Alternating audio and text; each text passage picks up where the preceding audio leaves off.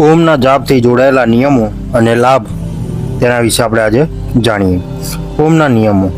સ્વચ્છતા. ઓમના જાપ પહેલા શરીર અને સ્નાન કરી સ્વચ્છ થવું જરૂરી છે. સ્થળ. શાંત અને એકાગ્ર વાતાવરણમાં જાપ કરવો જોઈએ. સમય. સવારે બ્રહ્મ મુહૂર્ત અથવા સાંજે સૂર્યાસ્ત પછીનો સમય જાપ માટે શ્રેષ્ઠ છે. મુદ્રા. પદ્માસન, સુખાસન અથવા વજ્રાસન જેવી યોગ્ય મુદ્રામાં બેસવું જોઈએ. દ્રષ્ટિ.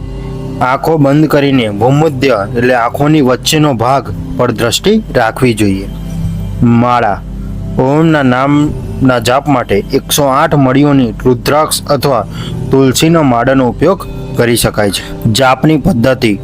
ઓમના મંત્રોનો શ્રદ્ધા અને એકાગ્રતાપૂર્વક જાપ કરવો જોઈએ. નિયમિતતા. નિયમિત રીતે ઓમના જાપ કરવાથી શ્રેષ્ઠ પરિણામ મળે છે. ઓમના જાપના લાભ.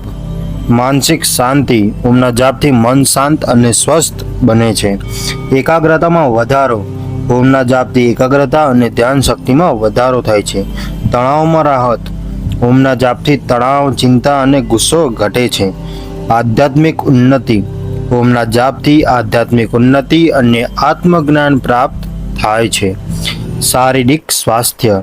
ઓમના જાપથી શરીરમાં રોગ પ્રતિકારક શક્તિ વધે છે અને શારીરિક સ્વાસ્થ્ય સુધરે છે. ઓમ એક શક્તિશાળી મંત્ર છે જેનો જાપ કરવાથી અનેક શારીરિક, માનસિક અને આધ્યાત્મિક લાભ મળે છે.